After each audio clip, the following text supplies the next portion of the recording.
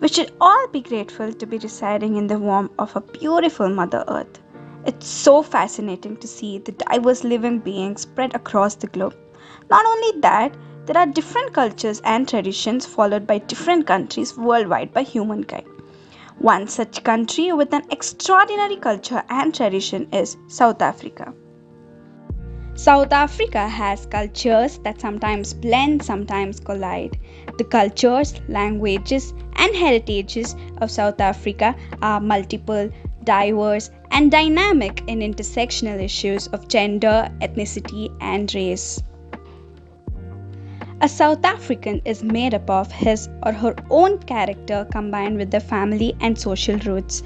Identity, like culture, is ever changing.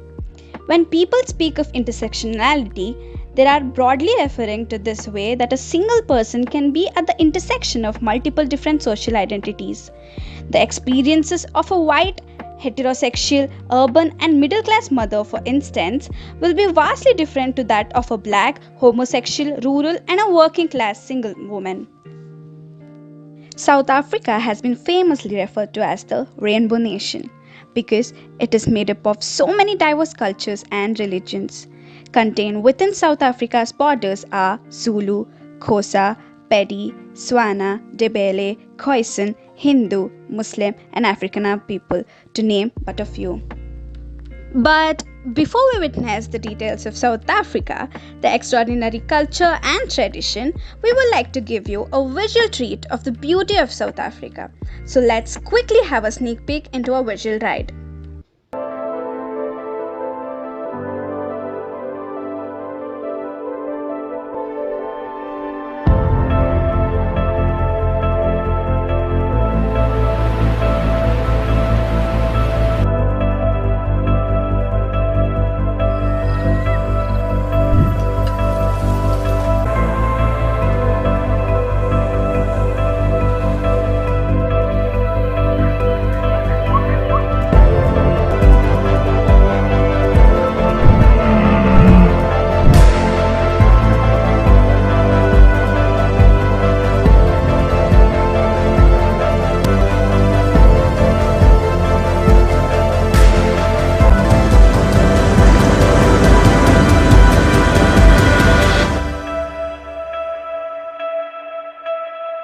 Now, let me help you with a brief introduction of South Africa. South Africa, officially known as Republic of South Africa and formerly known as Union of South Africa, is the southernmost country of the African continent. According to a 2021 estimate, the population of South Africa is said to be 60.14 million. The executive capital of South Africa is Pretoria, legislative is Cape Town, and Mangwang is recognized as the judicial capital. Three-fourths of the total South African population consist of black Africans, including tribal people such as Zulu, Xhosa, Sotho, Swana, and etc. South Africa has a ton of officially recognized languages such as Afrikaans, English, Ndebele, Xhosa, Zulu, Sesotho, to name a few. It might be intriguing to you that South African Constitution recognizes sign languages as an official language too. The major dominating religion in South Africa is Christianity, with more than 80% of entire population professing to be Christians. The South African currency is known as rand, with the lowest denomination of 1 and the highest denomination of 1000. The country has a subtropical climate and the temperature varies from 43 degrees Celsius to minus 2 degrees Celsius on an average. In 1652, the Dutch established a colony at the Cape of Good Hope. Following them came the Britishers, and they annexed all the South African colonies following the South African War in 1902. In 1910, the British colonies of Cape Colony, Transvaal, Natal, and Orange River were unified into the new Union of South Africa, which became independent and withdrew from the Commonwealth in 1961. In free elections in 1994, Nelson Mandela became the country's first black president. World Heritage Sites in South Africa. A World Heritage Site is declared by the UNESCO. There are two types of World Heritage Sites.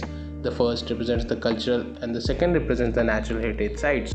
Some places fell into the both cultural and natural heritage sites, and in 1992, UNESCO decided that places that show the relationship between people and environment could also be called cultural landscapes. Rock and cave art, about 26,000 years old, has been found across much of southern Africa. The greatest numbers of paintings which primarily depict human figures and such animals as elephants, cattle, and horses have been found in Drakensberg's mountain.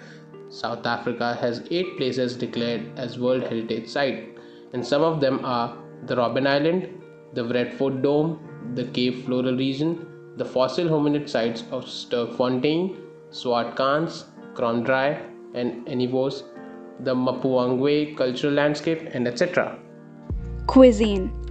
The great mixture of cultures makes for a wide variety of food choices in the country. African food is centered around vegetables with maize as an important staple, often in the form of a porridge. Yumankusho, a popular dish in South Africa, is a dish made from broken dried corn kernels, sugar beans, butter, onions, potatoes, chilies, and lemon. All South Africans enjoy the braai, a South African barbecue. Beef, chicken, lamb, pork, ostrich, and other game meat are savored, although meat consumption is limited in many places because of its expense. Festivals celebrated in South Africa. In all of Africa, South Africa is considered the number one festival venue to different types of festivals. The Grahamstown Festival. The Grahamstown Festival is held for 11 days and is the biggest festival in all of South Africa. It celebrates most art forms known to man, from music to sculptures and drama. Any lover of art would feel at home at this event. Literature.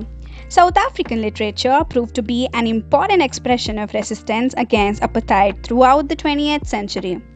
One of its best known works is Ellen Payton's novel Cry, The Beloved Country, published in the year 1948, which drew world attention to the separatist system.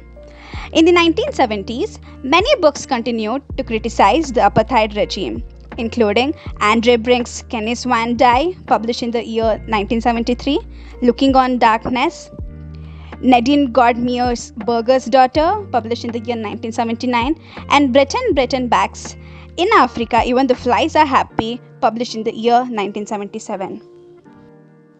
Black literature.